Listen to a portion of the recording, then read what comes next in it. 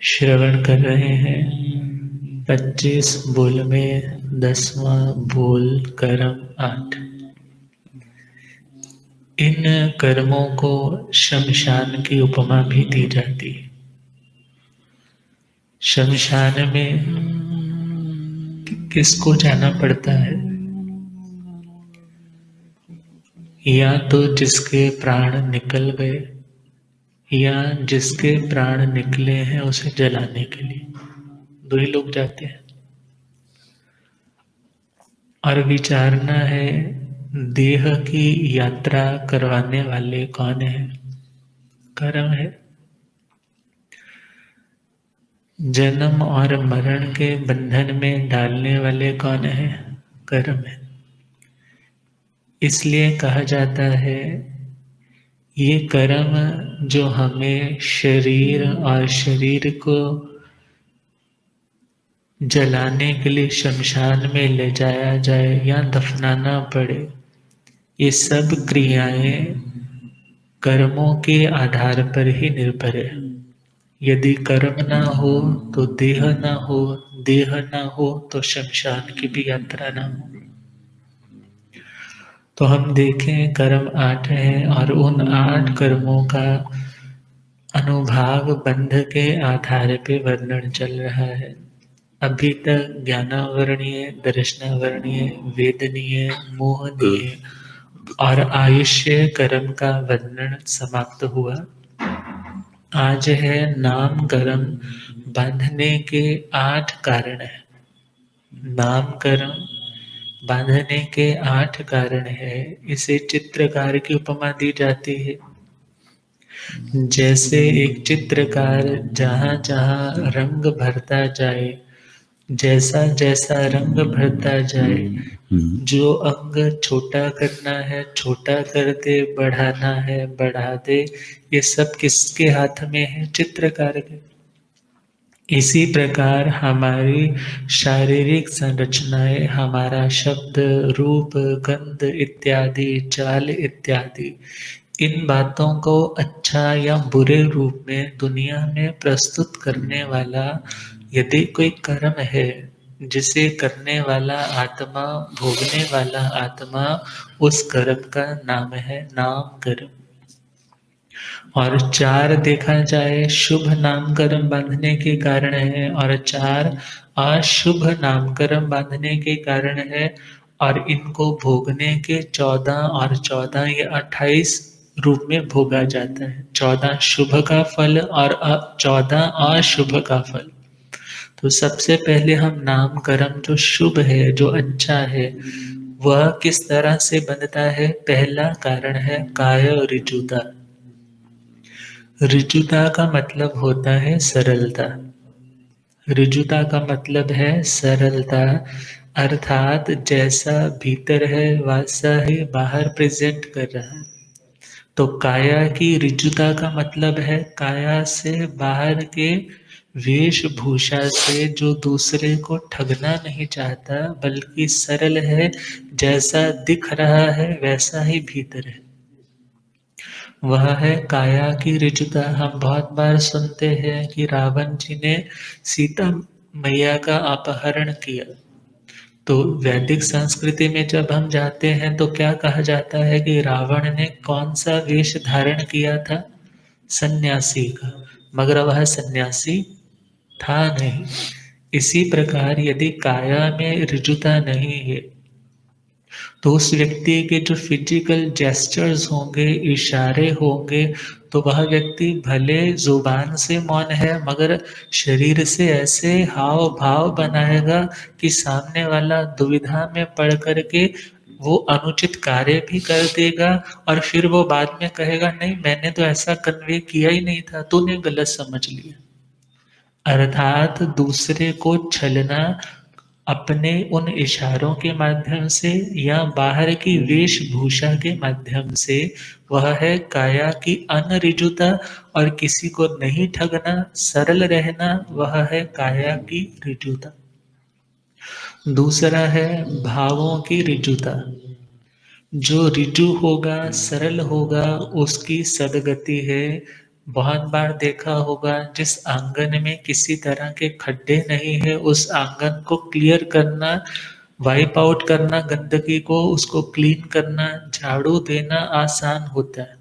मगर जिस आंगन में खड्डे होते हैं, पुराने घरों में चले जाओ, कोई भारी चीज लेकर के आए और कहीं खड्डा पड़ गया, फिर झाड़ू देना है तो गंदगी कहाँ अटक जाती, फिर उसी खड्डे में अटक जाती, फिर हाथ से निकाल के फिर से क्लीन करना पड़ता। अर्थात जहाँ पर सरलता, सीधापन नहीं है, जहाँ पर टेढ़ापन है, जहाँ पर वक्रता है, जहाँ पर छुपाव ज्यादा है और प्रदर्शन अधिक है, तो याद रखना वहां पर व्यक्ति अनरिजु है, और जहां सरल है वहां पर उसकी हृदय की भी शुद्धि है। भगवान कहते हैं सोही उज्जुए भूयस धम्मो शुद्ध स चिट्ठई। शुद्धि कौन सी आत्मा की होती है? जो सरल होती है, और जो सरल है उसी के हृदय में धर्म का भी वास होता है। अब हम चले, तीसरा कारण है भाषा की ऋजुता। भावों की रुजुता का मतलब है भीतर के भाव, भीतर के विचार कैसे हैं, सरल है, मकड़ी की तरह जाल बुन बुन करके, प्लानिंग कर करके दूसरे को कैसे ट्रैप करना, दूसरे को कैसे फंसाना, इस तरह की जालसाजियां वह व्यक्ति बनाता नहीं है। ये नहीं है भीतर तो हलाहल जहर भरा है, जुबान से बहुत मीठे मीठे शब्दों में बोल रहा है, और जो व्यक्ति इस तरह से दूसरे को ठगने की कोशिश कर रहा है वह व्यक्ति भावों से रिजु नहीं है बल्कि अनरिजु है, अर्थात वक्र है, कुटिल है, टेढ़ा है। और जो व्यक्ति भावों से भी सरल है वह व्यक्ति शुभ नामकरण बांधता है। तीसरा कारण है भाषा से भी ऋजुता। भाषा का मतलब जिससे हमारा भीतर का भाव भासते, अर्थात प्रकट हो जाता है, क्लियर हो जाता है। हर आदमी आपकी भीतर की बातों को मात्र इंट्यूशन से नहीं समझ पाता, हर किसी की इंट्यूशन इतनी अच्छी नहीं होती, मगर वह व्यक्ति क्या सोचता है, तुम एक बार अपनी जुबान से बोलोगे तो मैं उस बात को अच्छे से समझ सकूंगा। तो उसका नाम है भाषा, जो एक सांकेतिक है, शब्द और अर्थ के साथ जो संबंध बनाती है, वह है हमारी भाषा। और भाषा कौन सी बोलनी है? सरल भाषा। सरल का मतलब है दूसरे को उलझाने वाली, दूसरा उस शब्द को मिसअंडरस्टैंड कर जाए, मिसअंडरस्टूड हो गया तो सारे का सारा बात का बतंगड़ बन जाएगा। परंतु बहुत से लोग अपनी भाषा को ही इस तरह से प्रयोग में करते हैं कि वे लोग दुमुही तो क्या, सौ मुही भी कहो वो भी छोटी बात है। अर्थात किसी को कुछ बोलते हैं, किसी को कुछ बोलते हैं, तीसरे को कुछ और ही बोलते हैं।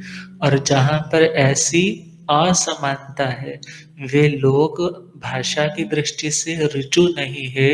मगर जो लोग ऋजु है, अर्थात अपनी भाषा भी नपी तुली, सीधी, सरल, सामने वाला इजीली उसको समझ करके जो वो कहना चाहता है वैसा करने को तैयार हो जाए, वह है भाषा की ऋजुता। और चौथा है अविसंवाद योग। अविसंवाद का एक तो सीधा सा अर्थ है समानता, योगों में समानता। योग हमारे पास तीन है, मन का, वाणी का और शरीर का। तो हम देखें इन तीनों को मिला दें, भाव का मतलब है मन, भाषा का मतलब है वचन, और काय का मतलब है शरीर की क्रिया। इन तीनों में पूरी तरह से सिमिलैरिटी है, असमानता नहीं। यह नहीं है वह भीतर तो कुछ और सोच रहा है, जुबान से कुछ और बोल रहा है, और जब करने का नंबर आता है तो कुछ और ही कर रहा है। ऐसा नहीं।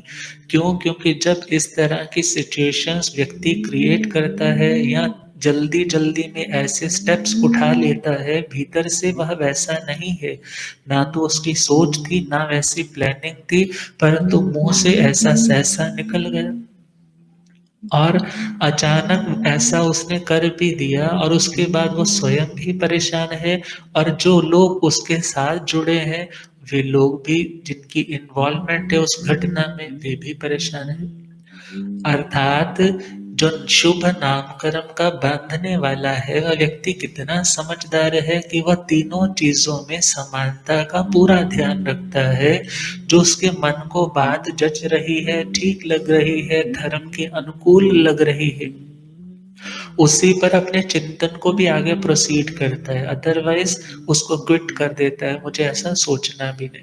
और बोलता वही है जो उसके मन के भाव है। दूसरे को छलने के लिए भाषा के जाल बिछा करके किसी को किसी प्रकार का नुकसान नहीं पहुंचाता। और काया से ऐसी हाव भाव, ऐसी चेष्टाएं, ऐसे शारीरिक लक्षण नहीं क्रिएट करता जिससे सामने वाला उलझन में पड़ जाए। और इससे कौन सा नामकरण बनता है? शुभ नामकरण। और इसी के विपरीत हम चले जाएं, जो व्यक्ति काया से अर्थात शारीरिक चेष्टाओं से दूसरे को उलझाता है, दूसरे को ठगने का प्रयास करता है, बाह्य वेशभूषा से अर्थात बहुत बार मांगने वाले अलग अलग रूप बना लेते हैं। बच्चे को उठा लिया है, कान कहते कटा हुआ है, परंतु हाथ भी कहते हैं काम नहीं करता, परंतु उसके सारे के सारे अंगों-पांग स्वस्थ है, परंतु वह दूसरे को ठगने के लिए, अपना व्यापार बढ़ाने के लिए कुछ ऐसे कार्य, छोटे-छोटे घिनौने कार्य कर रहे हैं। परंतु इससे हम तैयारी किसकी कर रहे हैं? आने वाले भविष्य में अशुभ नामकरण की। और भगवान कहते हैं जो काया से वक्र है और भावों से भी टेढ़ा है, अर्थात उसके भाव सुलझे हुए नहीं, उलझे हुए। वो भीतर से भी हमेशा हमेशा परेशान है, दूसरों को परेशानी में देखना चाहता है, दूसरा परेशान नहीं है तो उसको कैसे परेशान करना, उसकी युक्तियां बनाता रहता है। और यदि सामने वाला उसकी बात को समझ जाए कि यह व्यक्ति कुटिल है, फिर भी वो भीतर ही भीतर इस तरह की विचारणा करता है कि वो कुछ और नया प्रोडक्शन कर सके कि दूसरा उसको सही रूप में ना समझ सके। आगे है भाषा से अनरिजुता, अर्थात भाषा शब्दावली ऐसे प्रयोग में लाता है कि सामने वाला उसके भावों को समझ ही नहीं पाता और ठगा जाता है। और विसंवाद योग, विसंवाद का मतलब है जहाँ पर मन, वाणी और शरीर की प्रवृत्तियों में, क्रियाओं में समानता नहीं है। विसंवाद का हम एक अर्थ और भी ले सकते हैं, जहाँ वह व्यक्ति दूसरों को जोड़ने का काम नहीं बल्कि उन्हें तोड़ने का काम करता है। दुनिया में दो ही तरह के लोग होते हैं, या तो वो रिश्तों को, बने बनाए रिश्तों को तोड़ने में अपनी भूमिका अदा करते हैं, और यहाँ टूटे हुए रिश्तों को जोड़ने की भूमिका अदा करते हैं। और जो समाज, संघ इत्यादि में पड़ी हुई फूट या मिसअंडरस्टैंडिंग्स को दूर करने के लिए अपनी योग्यता का प्रयोग करते हैं, वे लोग तो शुभ नामकरण बांधते हैं। और जो बने बनाए, बसे बसाए घरों को उजाड़ने का काम करते हैं, समाजों को तोड़ने का काम करते हैं। अरे इनकी इतनी घनिष्ठ मित्रता क्यों है, अब मेरे से देखी नहीं जा रही, तो उनको किस किस तरह से, किस तरह दूर करना है। तो वह व्यक्ति जो इस तरह के काम कर रहा है वह विसंवाद योग का आचरण कर रहा है, और उससे उसका कर्म कौन सा बन रहा है? अशुभ नाम कर्म। अब हम देखें, चार चार थे, ये 8 है, और इसके आगे 28 टोटल भेद है, 14 शुभ के, 14 अशुभ के। पहले हम चले शुभ पे। यह 14 प्रकार से भोगा जाता है। पहला है इष्ट शब्द। शब्द कैसा? इष्ट। इष्ट, हमारा इष्ट मंत्र कौन सा है? बोलते हैं ना नवकार मंत्र, इष्ट बोलो, परम इष्ट बोलो। इष्ट का मतलब है जिसके प्रति हमारी श्रद्धा बैठती है, जिसको हम पसंद करते हैं, जिसको हम आदर देते हैं, वह शब्द होता है इष्ट शब्द। और इस शुभ नामकरण के कारण व्यक्ति, भले उसके पास बोलने के लिए अलग अलग तरह के सुर नहीं है, मगर सीधा भी बोलता है तो सब लोग उसे दिल से चाहते हैं, अर्थात उन्हें वह पसंद आता है। आगे है इष्ट रूप। जिसने शुभ नामकरण बांधा है उस व्यक्ति का रंग रूप अर्थात उसकी जो फिजिकल स्ट्रक्चर है, उसका जो रूप है, उसके जो रंग इत्यादि है वे भी अच्छे होंगे। आगे है शुभ गंध, उसके बॉडी से स्मेल भी कैसी आएगी? अच्छी आएगी, शुभ आएगी। अर्थात यदि उसकी बॉडी फ्रेग्रेंट है, तीर्थंकरों के लिए बोला जाता है कि तीर्थंकर भगवंतों के देह से किसी भी प्रकार की अशुचि की बदबू आती ही नहीं। अब हम देखें जिन्होंने पुण्य वाणी का अर्जन किया है उन लोगों के देह से किसी भी प्रकार से फाउल स्मेल नहीं आती। आगे है शुभ रस, अर्थात उसका रस भी कैसा है? शुभ है, अच्छा है। इसको हम फ्रूट्स में चले जाएं, वेजिटेबल्स में चले जाएं, अब उनमें यदि नाम कर्म अच्छा बांधा था और भी उनकी पाप प्रकृतियां होंगी, अर्थात जहाँ पर उन्होंने माया निकृति आदि कर्म बांधे होंगे, कोई ना कोई शुभ नाम कर्म भी तो साथ में बांधा है जिसके कारण उनके उस टेस्ट को अच्छा समझा जाता है। और यहाँ हम चले, आदमी है, इंसान है, तो उसकी दृष्टि से भी देखें जो शुभ रस अर्थात उसका जो रस है, रस को हम यहाँ पर दो अर्थों में कह सकते हैं। एक तो उसकी बॉडी का ही टेस्ट जो है उसका टेस्ट भी शुभ है, और आगे चले तो रस अर्थात वो प्रत्येक व्यक्ति को, प्रत्येक आत्मा को रस देने वाला, अर्थात कहते हैं ना इसके पास बैठो तो बड़ा रस आता है। हम इस सेंस में भी इसको समझ सकते हैं, मगर यह रस जब शुभ नामकरण के कारण है वो टेस्ट की दृष्टि से है। आगे है शुभ स्पर्श, यदि किसी के स्पर्श अर्थात यदि किसी के पास स्किन का जो स्पर्श है वो अच्छा है, साताकारी है। साताकारी तो वेदनीय कर्म के कारण, मगर वह सुंदर है, वो किसके कारण? वो इस स्पर्श के कारण है। अर्थात आगे है गति नाम कर्म, जिसके कारण व्यक्ति की चाल अच्छी मानी जाती है, कि उस व्यक्ति का चलना सबको भाता है, वो चलता है तो राजहंसों की तरह चलता है, तो उस व्यक्ति की चाल को उत्तम शुभ माना गया, तो किसके कारण? उसके उस नाम कर्म के कारण। आगे है शुभ स्थिति, शुभ मीन्स उत्तम श्रेष्ठ, स्थिति का मतलब है जब बैठता है, बैठा हुआ भी सुंदर लगता है, और जब चलता है तो भी सुंदर लगता है, अर्थात उसकी स्थिति, उसका पोस्चर, उसका बैठना भी दूसरों के आकर्षण का कारण बनता है। आगे है शुभ लावण्य, लावण्य का मतलब है उस व्यक्ति की शारीरिक आकृति, आकृति के साथ चले तो हम कहते हैं एक व्यक्ति सुंदर है, एक बदसूरत है, एक बड़ा रूपवान है, एक करूप है, एक ब्यूटीफुल है और एक अगली है। जो ये शब्द प्रयोग में आते हैं, जो जो भी अच्छे रूप में ग्राह्य है, जिनको हम अच्छा अच्छा बोलते हैं, वे सारा किसके कारण है? लावण्य नाम कर्म, अर्थात शारीरिक जो सुंदरता है वो किसके कारण मिली? इस शुभ नाम कर्म के कारण। और आगे चले तो शुभ यशो कीर्ति, यशो कीर्ति नाम कर्म भी जिसके कारण प्रसिद्धि, नेम, फेम, उस व्यक्ति का नाम चारों दिशाओं में गूंजने लग जाता है, सब लोग उसको जानते हैं, वो कहीं भी चला जाए उसके गुणों की महक पहले ही वहां पहुंची है, और उसके आने से पहले ही लोग उसके वेलकम की तैयारियों में लगे रहते हैं। वो जहाँ भी पहुंचता है लोग उसे देखने के लिए, सुनने के लिए या उसके ऑटोग्राफ्स लेने के लिए पहुंच जाते हैं। किसके कारण है?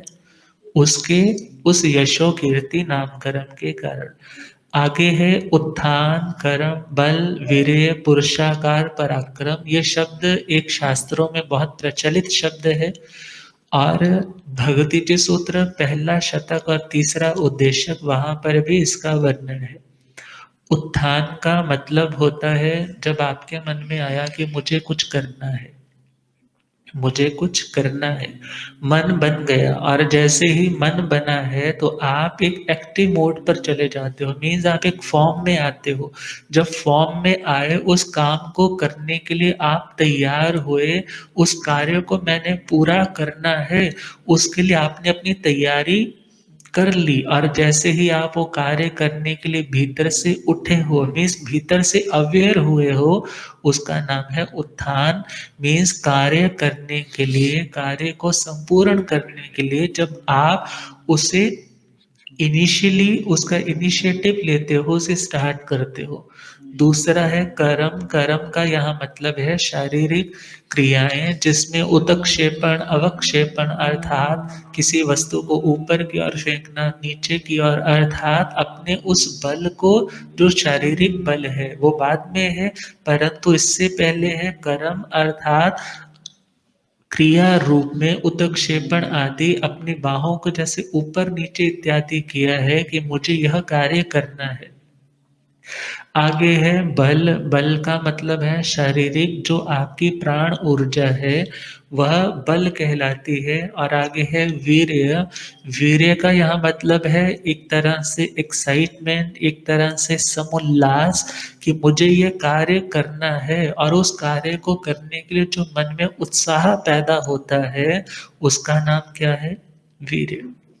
वी उपसर्ग है और ईर धातु है, और ईर का मतलब होता है गमन करना, विशेष रूप से गमन करना। उसी को हम क्या बोलते हैं? वीर। भगवान महावीर स्वामी के लिए आता है ना वीर, जिन्होंने मोक्ष मार्ग पर बड़ी विशिष्ट भावों के साथ विशेष साधना के द्वारा गमन किया, वे कौन थे? वीर थे। और जिन्होंने उस वीरता तक पहुंचने के लिए अपने उस वीर्य को जागृत किया, अर्थात अपनी शक्ति, अपने उत्साह को जागृत किया, और उस उत्साह का नाम ही क्या है? वीर्य। आगे है पुरुषाकार पराक्रम, अर्थात पुरुष मीन्स जो आदमी, आदमी बोलो, आत्मा बोलो, पुरी शेतेति पुरुष, जो इस नगरी में वास करता है, देह रूपी नगरी में वास कौन करता है? आत्मा करता है। और आगे चले, जो आत्मा आत्मा में वास करती है उसका नाम भी क्या है? पुरुष है। आत्मा, आत्मा में वास का मतलब क्या है? जो विभावों में रहने वाली आत्मा है, जब स्वभाव में वास करती है, अपने मूल स्वरूप में वास करती है, उसका नाम भी क्या होता है? पुरुष होता है। तो पुरुषाकार पराक्रम का मतलब है जब जीव अपने पराक्रम के लिए, पराक्रम मीन्स पर का मतलब है दूसरा, आक्रम का मतलब है असमनता, चारों ओर से अपने पैरों को उठाते हुए, अर्थात आगे बढ़ते हुए दूसरे को हराने के लिए जो प्रयास किया जाता है उसका नाम होता है पराक्रम। अर्थात जब व्यक्ति अपने पोटेंशियल को जागृत करके, अपने सामर्थ्य को जागृत करके अपने उस गोल को अचीव करने के लिए चल पड़ता है, उसका नाम है पुरुषाकार पराक्रम। ये सब बातें किसके कारण मिलती हैं? शुभ नामकरण के कारण। और यह प्रसंग भगवती जी सूत्र में चला था, तो वहां पर प्रसंग आया था, यह आत्मा कर्मों को बांधता है, परंतु वहां पर प्रश्न आया प्रमाद कैसे पैदा हुआ? प्रमाद का मतलब लापरवाही, मध्य विषय कषाय विकथा निद्रा रूप जो प्रमाद है। यहाँ हम चले, जो आश्रय है उन आश्रयों में मिथ्यात्व, अविरति, प्रमाद, कषाय और योग है। इन पांचों में हम सिर्फ एक प्रमाद को ले लें। पूछा जी प्रमाद कैसे पैदा हुआ? बोले जी योग से पैदा हुआ। प्रमाद कैसे पैदा हुआ? बोले योग से पैदा हुआ, मन वचन काया से। फिर आगे चले, बोले यह योग कैसे पैदा हुए? बोले इन योगों को वीर्य ने पैदा किया। किसने पैदा किया? वीर्य, अर्थात शक्ति होगी तभी ये मन वचन काया भी काम करेंगे। अब बोले जी इस वीर्य कहाँ से पैदा हुआ? बोले ये देह से, शरीर से पैदा हुआ। फिर आगे चले, बोले ये देह कहाँ से पैदा हुआ? तो बोले उस जीव से जो उत्थान, कर्म, बल, वीर्य, पुरुषाकार, पराक्रम से युक्त है। अर्थात ये सारा कंसेप्ट यदि हमें समझ में आ जाए कि यदि यह आत्मा अपने बल पराक्रम को जागृत कर ले, तो वह कर्मों के बंधनों से मुक्त होकर के अकर्ण वीर्य तक भी पहुंच सकता है। आगे चले, अगला पॉइंट है इष्ट स्वर। किसी व्यक्ति का स्वर, स्वर का मतलब आवाज, सिर्फ आवाज नहीं, बल्कि उस आवाज में जो एक स्वीटनेस है या एक सुर लय है, उसका नाम है स्वर। और उस व्यक्ति का स्वर कैसा है? कोई गाता है, एक का सुर हमें बहुत भाता है, एक गाता है तो उसका सुर लगता है तो बेसुरा गा रहा है। अब ये दोनों बातें किसके कारण है? शुभ नामकरण है तो आपका स्वर कैसा होगा? अच्छा होगा, इष्ट होगा, सामने वाले उसको आदर से सुनेंगे। आगे है कांत स्वर। आपका जो स्वर है वह दूसरों के लिए कमनीय होगा, लोग डिजायर करेंगे वंस मोर, एक और सुनाइए, एक और सुनाइए। अभी तो ऐसा लग रहा है आपने शुरू किया, अब तो हमारे भीतर के भाव जागने लग पड़े, तो आप और सुनाइए। अर्थात जो दूसरे को अप्रिशिएट करते हुए उसकी डिमांड की जाती है, वो भी किसके कारण? इस शुभ नामकरण के कारण। आगे है प्रिय स्वर। कोई गाता है तो बड़ा प्यारा लगता है, बड़ा सुहाता है, कहते हैं बड़ी वॉइस क्यूट है। अब ये सारी बातें किसको सुनने को मिलेगी? जिसका नामकरण शुभ है। आगे है मनोज्ञ स्वर। मनोज्ञ स्वर जिसको हर मन पसंद करता है, सीधा बोले तो हर मन प्यारा, जिसको सब लोग लाइक करते हैं, ये बोलेगा तो उठने वाला व्यक्ति भी बैठ जाएगा, और बैठा हुआ व्यक्ति कहीं और ही दुनिया में खो जाएगा कि ऐसा तो मैंने सुना ही पहली बार है। रिपीटिंग वॉइस होगी, अर्थात सुन करके जैसे सांप कील जाते हैं एक जगह पर, वहीं पर अभिमंत्रित किया है उनका जहर वहीं पर रुक जाता है। इसी प्रकार जब वह बोलने लगेगा तो जो व्यक्ति विभावों में जाने वाला या किसी और बात का चिंतन करने वाला, वो उसी में तन्मय होकर के खो जाएगा। ये किसके कारण? इस शुभ नामकरण के। अब इसके आगे चले, जो अशुभ नामकरण है उसके चार कारण हमने पहले पढ़े हैं। तो वह जब उदय में आता है तो उस व्यक्ति का इष्ट के स्थान पर अनिष्ट शब्द है, कोई पसंद नहीं करता। रूप भी कैसा है? इष्ट नहीं है, सुंदर नहीं है। गंध भी शरीर की कैसी है? फाउल स्मेल है, अर्थात उसकी स्मेल, उसकी खुशबू नहीं बल्कि बदबू ही बदबू आती है। उसका रस कैसा है? जो रस किसी को पसंद ना आए। स्पर्श कैसा है? जिसको कोई छूना ना चाहे। गति कैसी है? चलता है तो बोले कैसा बेढंगा सा चलता है, कोई गधा चल रहा हो, ऊंट चल रहा हो, अरे इसकी चाल देखो, बिल्कुल टेढ़ा मेढ़ा। स्थिति कैसी है? यदि कभी वो किसी स्थान पर बैठा है तो वह व्यक्ति बैठा हुआ कैसा लगता है? हम कह सकते हैं स्थिति में उस व्यक्ति का उठना बैठना कैसा है, उसका डिमीनर कैसा है, उसका पोस्चर इत्यादि कैसा है। वो कहते हैं बैठा हुआ भी अच्छा नहीं लगता।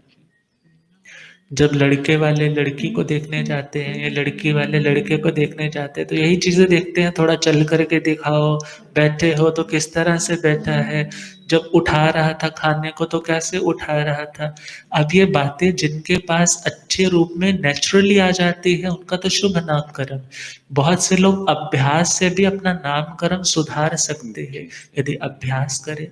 अर्थात उससे क्या है, वो नए संस्कार पैदा करके इनपुट नहीं डाली है तो उसकी आउटपुट भी कई बार इसी जन्म में भी दिखने लग जाती है। अब आगे चले तो उस व्यक्ति का लावण्य, उसका रूप, उसकी सुंदरता, शरीर की आकृति भी किसी को भाती नहीं है। और यशो कीर्ति नहीं, अर्थात हर स्थान पे अपयश, हर स्थान पर मुर्दाबाद मुर्दाबाद के नारे क्यों मिलते हैं? इसी अशुभ नामकरण के कारण से। और आगे चले, उत्थान कर्म बल वीर्य पुरुषाकार पराक्रम उसके पास नहीं। जैसे बोलते हैं ना, जब देखो बस मरो मरो, जब देखो बस मरा मरा सा रहता है, फ्रेजाइल सा है, ना बॉडी में स्ट्रेंथ फील करता है, ना इसमें उत्साह है। हर समय जब भी कभी देख लो मुरझाया सा रहता है। अर्थात यह किसके कारण? इस अशुभ नामकरण के कारण। और अनिष्ट स्वर है, गाता है तो किसी को भाता नहीं। कांत स्वर कोई उसे सुनना नहीं चाहता। अप्रिय स्वर अर्थात उसका स्वर किसी को भी प्यारा नहीं लगता।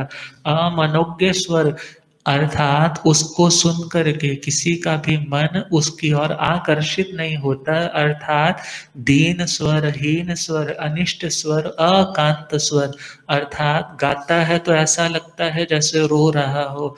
लोग कहते हैं भाई तू इतना रो क्यों रहा है, तू चुप हो जा, तू जो मांगता है मैं तेरे को दे देता हूँ। अर्थात हीन स्वर, स्वर भी पूरा नहीं, बोलता है तो स्वर टूटता है, अर्थात एक रिदम नहीं बनती कि सामने वाला सुनते सुनते एक रस होकर के उसमें खो जाए। तो ये किसके कारण है? इस अशुभ नामकरण के कारण। परंतु आज यदि शुभ है तो भगवान कहते हैं उसका अभिमान नहीं करना। यदि अशुभ है तो किसी भी प्रकार से हीन बुद्धि नहीं रखनी, बल्कि अभ्यास करेंगे तो हम पूर्व की आलोचना, निंदना, गणना और आज का पुरुषार्थ करके उसको शुभ बना सकते हैं। और यदि आज शुभ है और उसको हम शुद्धि की ओर बढ़ा सकते हैं कि मुझे इन चीजों का घमंड इत्यादि नहीं करना, मेरा ऐसा सौभाग्य है कि मैं माध्यम बन पा रहा हूँ दूसरों को अच्छा बताने के लिए। यदि कोई मुझे अच्छा कहता है या मुझे अच्छा नहीं कहता, ये इन गुणों को अच्छा कह रहा है। और भगवान ने जिन गुणों का निरूपण किया है, इनका मद नहीं करना, अभिमान नहीं करना।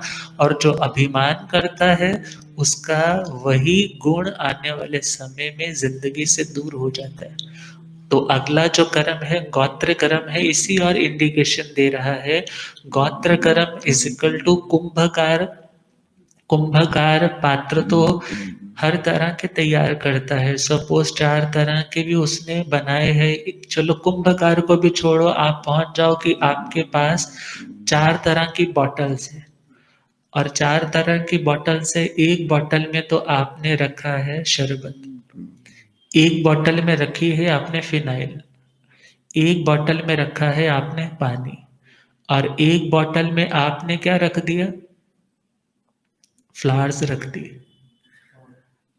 अब देखना होगा ये 4 तरह के बॉटल्स हैं, तो 4 तरह की इन बॉटल्स का नाम भी कैसा पड़ गया? 4 तरह का नाम तो पड़ गया, और उसकी श्रेष्ठता या उत्कृष्टता या निकृष्टता भी तो बढ़ गई। एक बॉटल तो आपके वॉशरूम के बाहर पड़ी रहती फिनाइल वाली, और एक बॉटल है जो आपके फ्रिज में पड़ी रहती, एक बॉटल है जो आपके टेबल पे पड़ी रहती, एक बॉटल है जो आप अपने बैग में भी साथ लेकर के जाते हो। अर्थात कोई व्यक्ति सर पलकों पे बिठाया जाता है और किसी व्यक्ति को पैरों में भी स्थान देने का मन नहीं करता, वह किस कारण से है? उस व्यक्ति के उस गोत्र कर्म के कारण से। और गोत्र कर्म बांधने वाला कौन है? आत्मा। और उसका प्रभाव देखने वाला कौन है? वो भी आत्मा। वैसे तो हमारे पास श्रीमद् उत्तराधर्य सूत्र यज्ञीय अध्ययन 25वां, वहां पर भगवान फरमाते हैं कम्मुणा बंभणो होई, कम्मुणा होई खत्तियो, वैसो व कम्मुणा होई शुद्धो हवई कम्मुणा। कोई भी व्यक्ति जन्म से ब्राह्मण या क्षत्रिय नहीं है, वो है उस अपेक्षा से है कि उसने वहां पर जन्म लिया है। मगर भगवान ने क्या कहा? कोई व्यक्ति अपने कर्म से ब्राह्मण है, कर्म से ही कोई व्यक्ति क्षत्रिय है, और अपने कर्म से ही कोई वैश्य है, और अपने कर्म से ही शूद्र है। गुरुदेव पधारे हैं। हो रब मेरा सतगुरु बन के आया, रब मेरा सतगुरु बन के आया, तैनू वेख ले, तैनू वेख ले,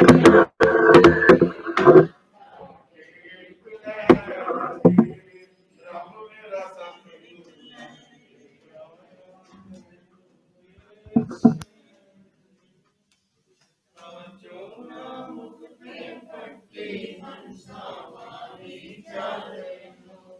चिट्टा चोला मुक्ते काटी हंसा वाली चा, ओ हथ चुकदा है संसार मैनू वेख लैण दे, ओ हथ चुकदा है संसार मैनू, ओ रब मेरा सतगुरु बन के आया मैनू।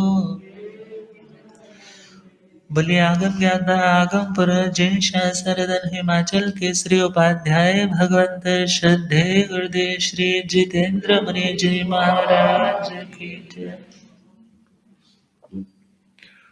तो भगवान ने कहा कर्म से ही व्यक्ति महान या अमहान है। कर्म से ही कोई व्यक्ति पवित्र या अपवित्र।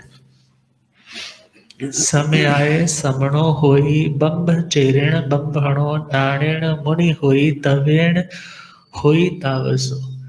जो व्यक्ति जो साधक समताशील है, प्रत्येक स्थिति में अपने मन को सेम रखता है, सुख है दुख है, लाभ है अलाभ है, निंदा है प्रशंसा है, मान है अपमान है, जीवन है मरण है, अर्थात प्रत्येक परिस्थिति में सम रहने का जो अभ्यासी है, उस व्यक्ति को क्या कहा है? श्रमण कहा है।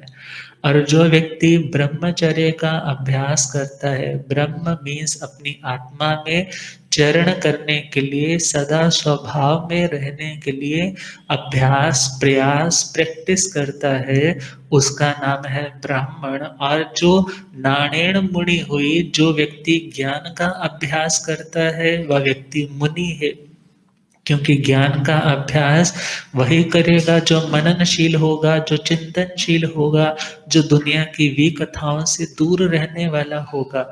और तवेण होई तावसो, जो व्यक्ति तप करेगा, प्रत्येक द्वंद्व में सम रहने का अभ्यास करेगा, अर्थात जो व्यक्ति दुखों में भी शांत है और सुख मिल जाए उसमें भी शांत है, कर्मों को दूर करने के लिए जो खुद को तपाता है, उसे तपस्वी बोला। अर्थात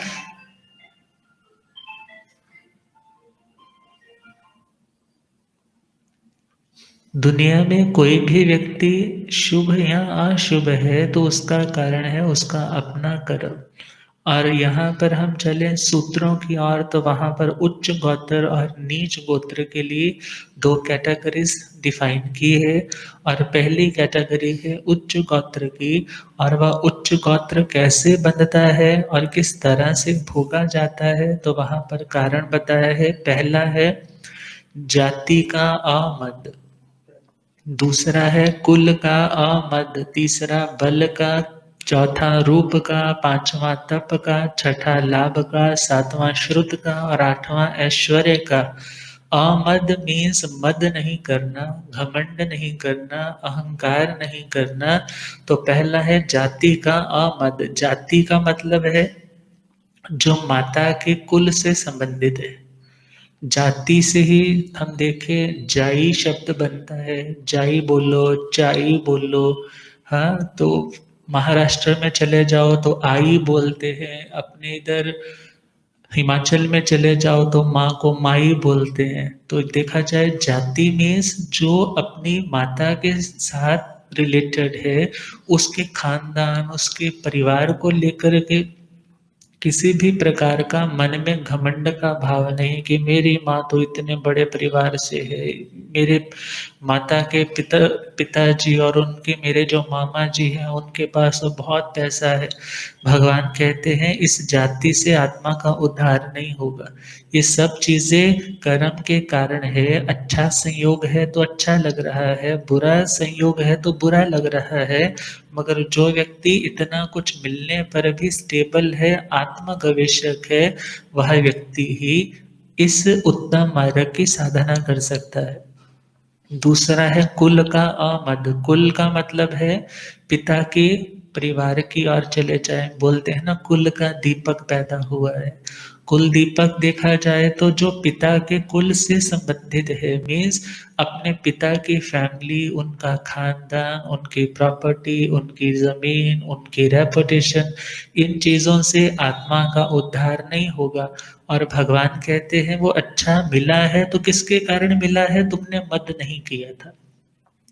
तीसरा है बल का अमद करना। बल मीन्स अपनी फिजिकल स्ट्रेंथ है, या हम देखें मेंटली जो स्ट्रेंथ है, जो लोग बड़ा मानसिक रूप से स्ट्रांग है और जिनके पास शारीरिक रूप से भी हड्डियों की संरचना इत्यादि है, या जिनके पास शारीरिक किसी भी प्रकार के बल पराक्रम की कमी नहीं है, या और चले तो जिसके बंधु सखा इत्यादि बहुत है, वो बोलता है ना मेरे पास तो बहुत बल है, मेरे को जान पहचानने वाले बहुत है, परंतु उसका भी कोई मद नहीं। मद का मतलब है कोई अहंकार नहीं, क्योंकि मद क्या करता है, मद व्यक्ति को मदहोश करता है। बोलते हैं ना पद और मद, यदि उस पदवी पर रह कर के भी आप मद से युक्त हो जाते हो तो आप नीच गोत्र बांध लेते हो, और उस पद पर रहते हुए भी, उस अच्छे प्लेटफॉर्म पर आकर के भी आप विनम्र बने रहते हो, तो लोग कहते हैं इसको एक मौका और दो। अब हम देखें तपस्या का चौथा है रूप का मद नहीं करना। रूप मीन्स सुंदरता, खूबसूरती, सब लोग आपकी सुंदरता की प्रशंसा भी करते हैं, मगर भगवान कहते हैं जो व्यक्ति अपने इस रूप का किसी भी प्रकार का घमंड नहीं करता, और पांचवा कारण है तप का, बड़ी तपस्या कर लेता है, लंबी लंबी मास कमंड कर लिया, 2 महीने कर लिए, 6 महीने कर लिए, किसी भी प्रकार से तपस्या करने में कठिनाई महसूस ही नहीं होती, तो भगवान कहते हैं ये कर रहे हो तो मद नहीं करना। और जो मद नहीं करता वह व्यक्ति तो आगे बढ़ जाता है, और जो व्यक्ति मद करता है, घमंड करता है, उसका फिर नुकसान भी तो उसे उठाना पड़ता है। आगे है लाभ का अमद करना।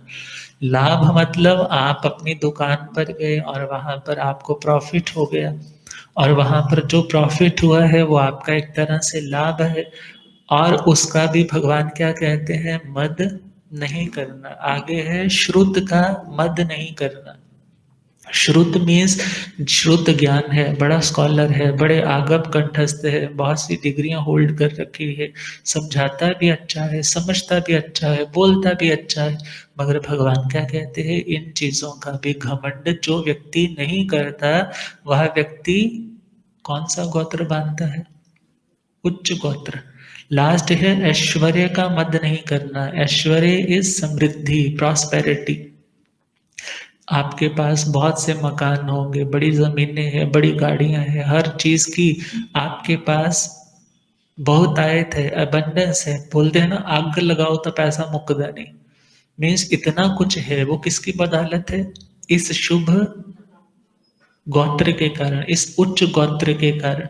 और उच्च गोत्र बांधने के ये 8 कारण बता दिए। और भोगा कैसे जाता है, व्यक्ति जाति की दृष्टि से विशिष्ट है, कुल की दृष्टि से विशिष्ट है, बल की दृष्टि से बाकियों से ज्यादा बलवान है, रूप की दृष्टि से रूपवान है, तपस्या की दृष्टि से बेला तेला चौला अठाइयां तो यूं ही चलते फिरते कर देता है। लंबी लंबी तपस्या भी करनी पड़े तो उसको लटकना नहीं पड़ता, सोचना नहीं पड़ता, अर्थात इजीली कर सकता है। और तप भी हो गया, लाभ की दृष्टि से बचत भी बहुत है, और श्रुत की दृष्टि से आगम ज्ञान भी बड़ी जल्दी, बड़ी स्पीडली, और अर्थात इतनी स्पीड के साथ कर लेता है, सामने लगा तो मुझे तो साल हो गया याद करते, तूने तो 2 दिनों में ये चीजें याद कर ली। अब यह किसके कारण है, उसने जब कभी ऐसी कैपेबिलिटी मिली थी, ऐसी योग्यता मिली, तो कभी उसका घमंड नहीं किया, दूसरों को कभी नीचा नहीं दिखाया, दूसरों का कभी तिरस्कार नहीं किया, जिसके कारण आज वह व्यक्ति शुद्ध ज्ञान का अधिकारी बन पाया। ऐश्वर्य का, अपनी समृद्धि का कभी घमंड नहीं किया, अपनी उस समृद्धि का दुरुपयोग नहीं किया, दूसरों को दबाया नहीं, जिसके कारण आज वह व्यक्ति समृद्धि से युक्त है। अब आगे चले तो दूसरा हमारे पास विभाग है अशुभ का, मीन्स नीच गोत्र का। नीच गोत्र कैसे बनता है, बोले जी जाति का मत करना, कि मैं बड़ी जाति वाला हूँ, वो तो छोटी जाति वाले हैं। परंतु भगवान क्या कहते हैं कि कोई व्यक्ति जन्म से बड़ा या छोटा नहीं है, यदि आपका कर्म उत्तम है, श्रेष्ठ है, तो आप कभी जन्म की दृष्टि से जिसे दुनिया में लोग हीन कुल मानते हैं, वहां पैदा होकर के भी उत्कृष्ट कार्य करते हो, तो मोक्ष मार्ग में बढ़ने में आपका किसी भी प्रकार का व्यवधान नहीं है। जाति को काम नहीं जिन मार्ग, संयम को प्रभु आदर दीने। अर्थात जाति से आत्मा का कल्याण नहीं होगा। यदि बहुत अच्छी जाति में रह करके भी, बड़े अच्छे परिवार में रह करके भी कोई स्मगलिंग कर रहा है, कोई ड्रग्स एडिक्टेड है, कोई वेश्यावृत्ति कर रहा है, तो विचार करना होगा गलत काम यदि अच्छी जाति में रह करके कर रहे हो तो वह जाति आपकी आत्मा का उद्धार कल्याण नहीं कर पाएगी। और यदि एक सामान्य छोटी, जिसको दुनिया में लोग छोटा समझते हैं, उस परिवार में भी जन्म लेकर के आप कुछ उत्कृष्ट करते हो, विशिष्ट करते हो, उत्तम और श्रेष्ठ करते हो, तो आप बड़े बड़े लोगों को भी प्रेरणा पुंज बन जाते हो, उनके लिए भी आप एक तरह के उनके आदर्श बन जाते हो। तो यदि कोई व्यक्ति जाति से विहीन है तो उसका रीजन है उसने जाति का मद किया, और कुल का अभिमान किया तो आने वाले समय में कुल से हीन हो जाएगा। तीसरा है बल का मद, मैं बड़ा ताकतवर हूँ, मैं बड़ा स्ट्रांग हूँ, मेरे आगे कोई खड़ा नहीं हो सकता। अर्थात यदि अपने उस बल का दुरुपयोग या दूसरों का तिरस्कार किया है तो आने वाले समय में उसी चीज की जिंदगी में कमी, स्कैसिटी हो जाएगी जिसका आपने घमंड किया है। आगे चले, रूप का, अपनी सुंदरता का मद करोगे तो शारीरिक सुंदरता ही आपकी करूपता में बदल जाएगी। हरिकेशी बल जी के बारे में हम कितनी बार सुनते हैं। पहले जन्म तो ब्राह्मण कुल में था, सोमदत्त ब्राह्मण के रूप में था, मगर शंख मुनिराज को गलत रास्ते पर पहले डाला, तपते हुए मार्ग पर डाला। फिर जब एहसास हुआ कि ये साधना के महान पुरुष, इनकी साधना से वो तपती हुई रेत भी ठंडी पड़ गई और क्षमा याचना करने के लिए पीछे गए और उनके चरणों में प्रायश्चित के रूप में दीक्षा भी ले ली। मगर फिर भी दीक्षा के बाद क्या ख्याल रहता है, मैं बड़े परिवार का हूँ, मैं कितना स्वच्छ रहता हूँ, मेरा जीवन कितना उत्तम है, अरे ये छोटे छोटे परिवारों के साधु, इनकी जिंदगी क्या है। अर्थात उनके प्रति घृणा करते हैं और खुद को उत्कृष्ट मानते हैं, और उसके कारण अंतिम समय उस पाप की आलोचना नहीं की, गुरुओं ने समझाया भी। और उस आलोचना ना करने के कारण आने वाले समय में हरिकेशी बल चंडाल कुल में पैदा हुए। मगर ध्यान देना है, इसके कारण जातिहीन, कुलहीन, रूपहीन तो बने, मगर मोक्ष मार्ग पर बढ़ने वाले के लिए ये जाति, कुल इत्यादि ज्यादा मायने नहीं रखता। अर्थात जिसे आत्मा का कल्याण करना है उसके पास सम्यक ज्ञान, सम्यक दर्शन, सम्यक चरित्र अनिवार्य रूप से जिंदगी में चाहिए। तो आगे चले, कोई व्यक्ति रूप से हीन है तो किसके कारण है, उसने रूप का घमंड किया, और वह क्या सोचे ये रूप तो कैसा है, अंतिम समय मिट्टी में मिलने वाला है। आज कितना कितना केयर करते हैं, मगर यदि उस केयर के साथ साथ इतना भी ध्यान है, इस देह की अंतिम अवस्था शमशान ही है, हम कितना भी इसको ध्यान रखें, किसी को स्किन की प्रॉब्लम्स है, किसी को वाइट स्पॉट्स निकल आते हैं, बड़ा सुंदर दिखता था, मगर अब कहाँ गई वो सुंदरता। और जो लोग इन चीज़ों से कॉम्प्रोमाइज नहीं कर पाते, फिर वे लोग सुसाइड तक भी कर लेते हैं। मगर वह क्या सोचे, देह अलग है, आत्मा अलग है, आत्मा के निश्चय स्वरूप में और परमात्मा के स्वरूप में कोई अंतर नहीं। और आगे बढ़े तो तपस्या का घमंड किया कि मैं बहुत तपस्वी हूँ, और ये देखो तो सारा दिन खाते रहते हैं, कोई दिन त्योहार आ जाए, कोई पर्व तिथि का दिन आ जाए, तब भी इनसे कोई त्याग नहीं होता। प्रेरणा के रूप में किसी को समझाना, हित बुद्धि से समझाना बात अलग है, मगर किसी का टॉर्चर करना, किसी को शोषित महसूस करवाना और उस व्यक्ति को चार लोगों में निंदा करना, तो विचार करना आने वाले समय में ऐसे कर्म बंधेंगे कि आप चाह करके भी तपस्या नहीं कर पाओगे। तप से हीन बनाने वाला कौन सा कर्म है, यह गोत्र कर्म। और आगे चले तो कोई व्यक्ति लाभ से हीन है। लाभ से हीन मतलब दुकान पर गया है, कमा करके लाया है, देखा कि आज 5,000 बच गए हैं, मगर घर आया तो घरवाली ने लिस्ट दे दी, और वह लिस्ट क्या थी, 10,000 रुपए की। अब वह सोच रहा है कमाया तो इतना सारा, बड़ा खुशी खुशी आया था घर पे, और घर आकर के क्या देखा, जो कमाया है वो भी गया और कमाना पड़ेगा।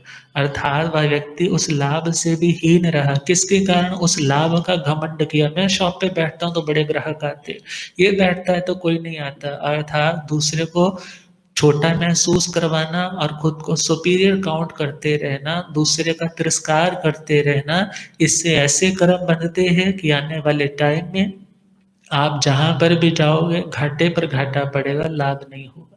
और आगे चले तो श्रुत का यदि घमंड किया है, अरे मेरे जैसा ज्ञानवान कौन है, मेरे जैसा समझने वाला समझाने वाला कौन है। मगर भगवान कहते हैं इस तरह का घमंड करोगे तो ऐसा आवरण पड़ेगा कि चाह करके भी तुम कुछ याद नहीं कर पाओगे। कितने कितने साल लग जाएंगे, मगर पहले तो सिखाने वाले नहीं मिलेंगे, सिखाने वाले मिल गए तो सीखने की योग्यता जागृत नहीं होगी। अब याद किया तो पुराने वाला भूल गया, नया सीखने की कोशिश कर रहा है, पुराना विस्मृत हो रहा है, पुराना रिवाइज करता है तो आगे नहीं बढ़ पा रहा है। किसके कारण है? इसी श्रुत का मद घमंड किया है। देखो ना, बहुत से लोग बड़े अच्छा बोलने वाले, अच्छा समझने वाले, अच्छी अच्छी बुक्स लिखने वाले हैं, परंतु कोई ना कोई कर्म ऐसा उदय में आ जाता है, कभी क्लॉट आ गया, ब्रेन हेमरेज हो गया, या बोलने की शक्ति ही नहीं रही कि किसी को समझा सके। इसलिए भगवान कहते हैं घमंड नहीं करना। आगे है ऐश्वर्य का मद। ऐश्वर्य में चले तो ऐश्वर्य इस समृद्धि। आप यदि आज समृद्धिवान हो, प्रॉस्पर हो, आपके पास बहुत कुछ है जो एक तरह से आपकी इन्वेस्टमेंट में है, मगर उसका यदि घमंड करोगे तो आने वाले टाइम में कोई इन्वेस्टमेंट बनने वाली। अब इसी को हम साधना की दृष्टि से देखें तो जाति, कुल या रूप का कोई ज्यादा महत्व नहीं, मगर हाँ बल की दृष्टि से बलशाली है, तपस्या भी कर सकता है, और लाभ की दृष्टि से उसके पास रिद्धियां इत्यादि, सिद्धियां इत्यादि, उनका लाभ है। और श्रुत का है तो वो व्यक्ति श्रुतवान बन सकता है। ऐश्वर्य का लाभ है तो वह व्यक्ति भिन्न भिन्न प्रकार की उन समृद्धियों से युक्त हो सकता है। तो हम देखें तीर्थंकर नामकरण भी देखा जाए तो यह उच्च गोत्र भी है, और उसके साथ देखें हम नामकरण भी है। तीर्थंकर नामकरण के कारण, मगर गोत्र किसी व्यक्ति की एक विलक्षणता को, उसकी विशेषता को बताने के लिए गोत्र शब्द का भी प्रयोग होता है। तो यह गोत्र कर्म, और इस गोत्र कर्म को एक और तरीके से बताया है, तो इसके ऊपर हम कल जैसे समय होगा उसके ऊपर चर्चा करेंगे। अंतराय कर्म भी विशेष है, और उसी के साथ साथ हम आगे बढ़ेंगे तो 10 तरह के करण है, जिसमें हम बताएंगे कि कौन से कर्म किस तरह से हम उनकी स्थिति को कम ज्यादा कर सकते हैं, कहाँ पर कर्मों में भी एक्सचेंज ऑफर होता है, वो कर्म अच्छे से बुरे में, बुरे में अच्छे में किस तरह से ट्रांसफर हो जाते हैं। इन बातों के ऊपर भी आने वाले टाइम में चर्चा करेंगे। इन्हीं मंगल कामनाओं के साथ आप पूज्य श्रद्धेय गुरुदेव।